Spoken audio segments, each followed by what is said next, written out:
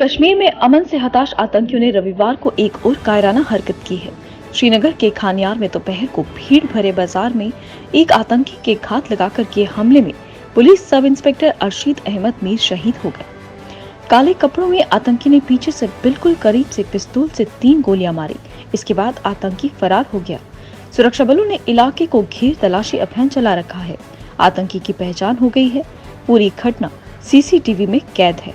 आतंकी संगठन टीआरएफ ने हमले की जिम्मेदारी ली है। श्रीनगर के खनियार में जम्मू कश्मीर पुलिस के probationer sub inspector Arshid Khan को गोली मारकर फरार हुए आतंकी की पहचान हो गई है।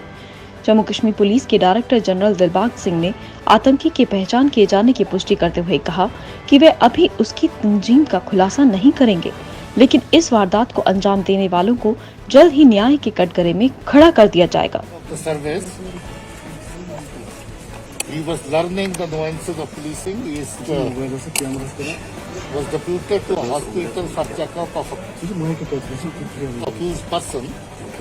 And while he was coming back from the hospital, he was shot. He was immediately evacuated to hospital. Unfortunately, he succumbed to his injuries. It's a very tragic loss for us, tragic loss for the family.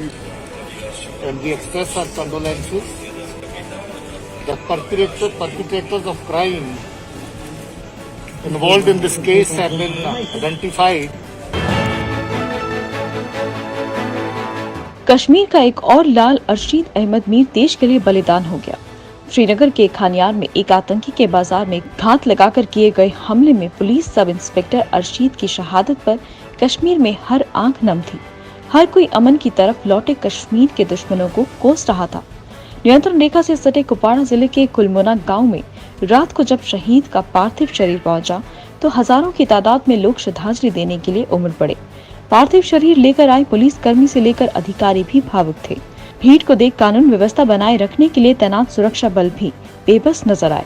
लोग पाकिस्तान हाय हाय के नारे लगा रहे थे। सरहद तक शायद बदलाव की आवाज पाकिस्तान के हुक्मरानों के कानों तक भी पहुँच रही होगी।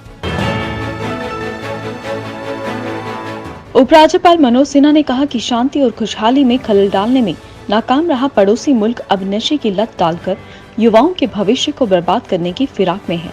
उन्होंने युवाओं से कहा कि वे किसी के बहकावे में ना आएं और नशे से दूर रहें। हमें मिलजुल कर नशे को बाहर करना है। सिन्हा ने कहा कि प्रदेश के युवाओं की 5 प्राथमिकताएं हैं जिन्हें पूरा करने के लिए जम्मू कश्मीर की सरकार प्रयासरत है। उपराज्यपाल रविवार को शेर Kashmir international convention centre Srinagar में हुए कश्मीर लीडरशिप सम्मेलन में संबोधित कर रहे थे। उन्होंने 46 यंग अचीवर को अवार्ड भी प्रदान किए।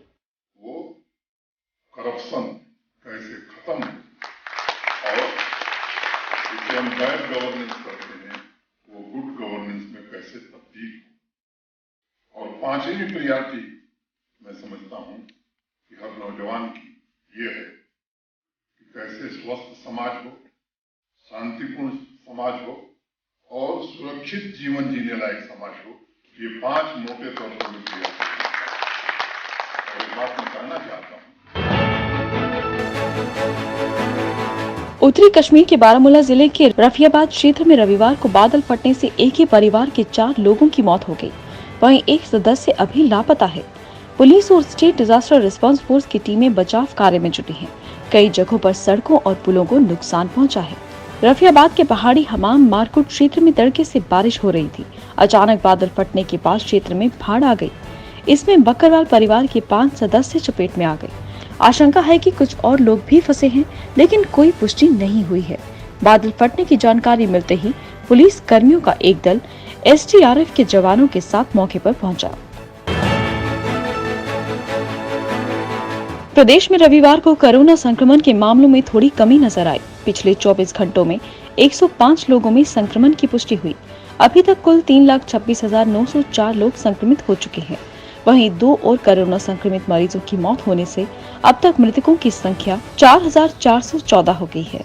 119 और मरीजों के स्वस्थ होने के बाद अब तक 3,21,205 मरीज स्वस्थ हो चुके हैं। नए मामलों में से 79 कश्मीर और 16 जम्मू संभाग से हैं।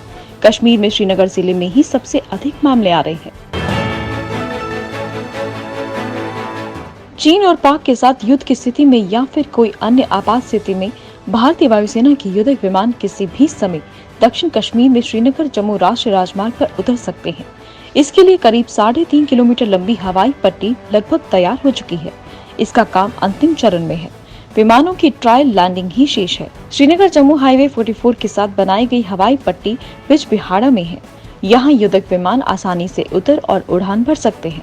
यहाँ से नियंत्रण रेखा और वास्तविक नियंत्रण रेखा तक पहुँचने में बेहद कम समय लगेगा। जम्मू कश्मीर में सरहदों की रक्षा कर रही सीमा सुरक्षा बल ने रविवार को जम्मू के बलिदान स्तंभ में देशभक्ति से ओतप्रोत संगीत में श्रद्धांजलि दी। देश की आजादी के 75 साल पूरा होने के उपलक्ष्य में मनाए जा रहे आजादी का अमृत महोत्सव के तहत सीमा सुरक्षा बलों के बैंड ने कई धुनें बजाकर देशभक्ति के जज्बे को बल दिया। इनमें दुश्मन से युद्ध में हिस्सा लेने वाले सैनिकों का हौसला बढ़ाने से लेकर देश के शहीदों को सलामी देने के लिए बजाई जाने वाली कई धुनें भी शामिल थी। बीएसएफ के बैंड ने देशभक्ति से ओतप्रोत संगीत कार्यक्रम पेश कर समा बांधा। जम्मू कश्मीर में विधानसभा चुनाव की सरगर्मियों के बीच पार्टी को सशक्त बनाने के लिए भारतीय जनता युवा मोर्चा ने प्रदेश में अपना युवा संपर्क अभियान छेड़ दिया। इस अभियान का शुभारंभ श्री माता वैष्णो देवी के आधार शिविर कटरा से किया गया।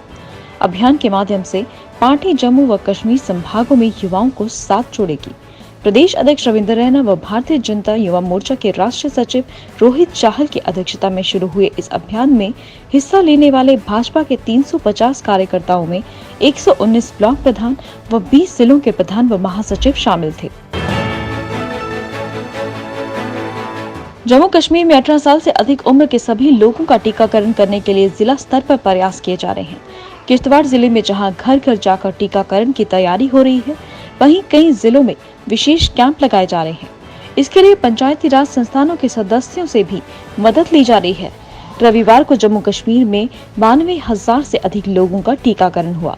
इनमें 41,115 लोगों ने पहली डोज ली, जबकि 51,471 ने दूसरी डोज ली। अब तक कुल 93.2 लाख लोगों का टीकाकरण हो चुका है। 18 साल से अधिक आयु वर्ग में अभी तक 73.40% लोगों का टीकाकरण हुआ है।